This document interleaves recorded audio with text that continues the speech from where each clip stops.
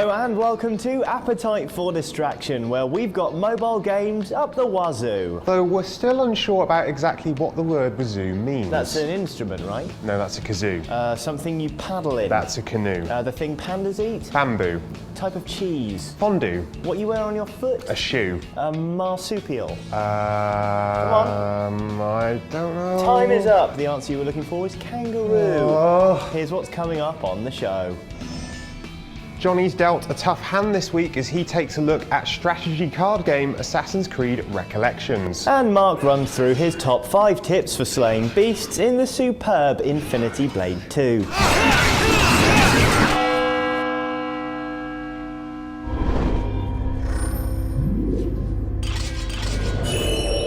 Right, I'll say up front, I'm not a big strategy card game fan. In fact, the last time I dipped into one, it was the first generation of Pokemon, and my voice was considerably higher than it is now. I am, however, a big Assassin's Creed fan, so when Assassin's Creed Recollections came along, I decided to give it a go and see if the marrying of the two worlds could produce something capable of holding my attention. Recollections has a storyline of sorts. It's entirely superfluous, but quite fun if you want to get involved. The gameplay is the real event though, and very well crafted it is too. Effectively, you're confronted with a number of territories on the game table, and it's your goal to dominate each one. You can do this in 3 ways: putting down sites, placing agents, and using special abilities. These score points, help scupper your enemy's movements, and crucially generate gold with which you gain access to more cards during each match. Each card has a cooldown period before it can be used again, meaning you'll have to manage your time quite efficiently to succeed. It's a very methodical process and is on the surface quite sedate, but in actuality it requires a great amount of concentration and can be surprisingly difficult. See? As you level up, you can increase the size of your deck, and from the start you can arrange your sequences to better suit your strategy. If, like me, you come to Recollection very cold about card games, don't worry. The tutorial is extremely comprehensive and will hold your hand for a considerable chunk of time when you first jump in. It is, of course, an Assassin's Creed game after all, ha ha ha.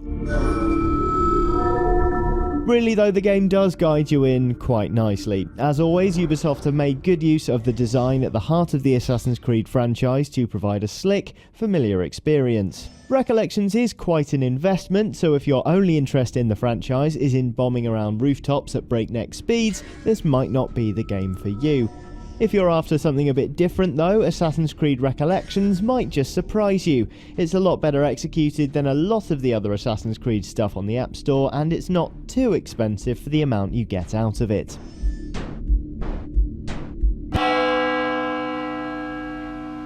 Infinity Blade 2 has finally hit the App Store, giving iOS gamers access to some epic sword fighting fun on the go. We thought the game was pretty good too, with Mark here giving it a coveted 9.0 editor's choice. But what if you don't know your sword from your butter knife? Are you unable to fathom the hideously complex story? Or do you just plain suck at games? Not to worry, we've got 5 top tips for those entering the medieval world of Infinity Blade 2. Haha! That's a butter knife. Is it? Infinity Blade 2 follows on from the events of Infinity Blade, telling the story of Cyrus, a badass knight with a penchant for slaying titans twice his size with nothing more than a sword and shield. He spent his life training to defeat the God King, a task he finally accomplishes at the end of the first game. You do realize that now every deathless in the world is going to come hunting you. Now, he's a hero without a purpose. But rather than sit around the house twiddling his thumbs and watching X Factor, he goes on a quest to find the Worker of Secrets, and that's where you join him at the beginning of Infinity Blade 2. Why he's seeking the Worker of Secrets is one of the mysteries you uncover over the course of the game, along with who exactly the God King is. Cyrus also seems to suffer from selective amnesia, and doesn't really know who he is either, adding one more mystery for the pile for you to solve. Yes, the story is a little convoluted, but thankfully there's plenty of kick-ass battles to take part in along the way.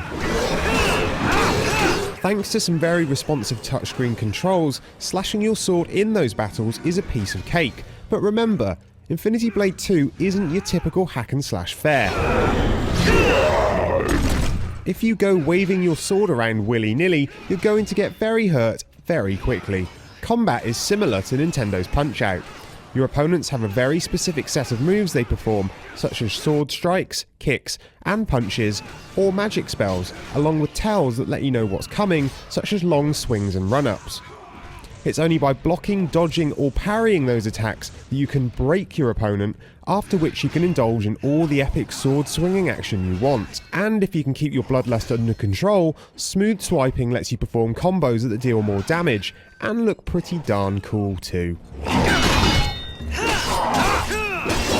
While it might seem like dodging and blocking are the best ways of avoiding an attack, mastering the parry technique is key to making it through later battles alive. You only have a limited number of dodges and blocks you can perform in battle, so if you exhaust them, it's game over. What aren't limited are parries, but they require a little more work than simply pressing a button. Try to anticipate your opponent's swing and swipe in the direction it's coming from. Keep an eye on the timing. Some opponents swing fast, while others take more time. If you get it right, you're rewarded with a satisfying clash of swords and a successfully defended attack. Watch out for the random quick-time events though, they can take you by surprise. And if you're not super quick with your tapping, you leave yourself open to more skewering than a Friday night kebab. Don't forget to change out your weapons. Some of the XP you gain after each battle goes towards your weapons and armour. Be aware though that once you've mastered them, the amount of XP you receive after battle goes down by a fifth, making it more difficult to level up. Swapping your weapons and armour out for something new means you can start the mastering process again. There's now more choice in what you can swap them out for too. Different weapon types affect your abilities, so if you buy a heavy weapon such as an axe, you lose some speed and your shield and dodging abilities, but you gain a huge increase in your attack power. Our favourite is dual wielding, which makes you much more nimble, allowing you to get in more attacks during breaks. You lose the ability to block entirely, but remember that parrying is king, so you shouldn't miss it too much. Let's face it, Cirrus isn't one for obeying laws, so he has no problem picking up bags of loot from the street and claiming them as his own, no doubt depriving some starving orphans of dinner for the week. Those bags are littered across the environment. Remember to keep an eye out for them during cutscenes by moving the camera around. All it takes is a quick tap and you've got more loot to spend on upgrades.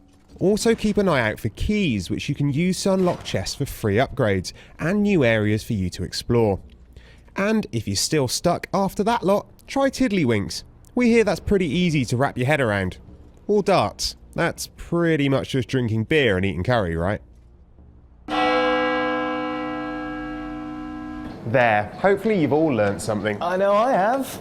That's certainly as intimidating as a sword, isn't it? Oh yeah. Anyway, I'm actually quite scared right now, so we should probably wrap this up. Righto, well, don't forget to subscribe to the show using the links below. We are giving you free entertainment, so the least you could do is subscribe. I'd do what he says. I've seen him swing that thing, and it's not pretty.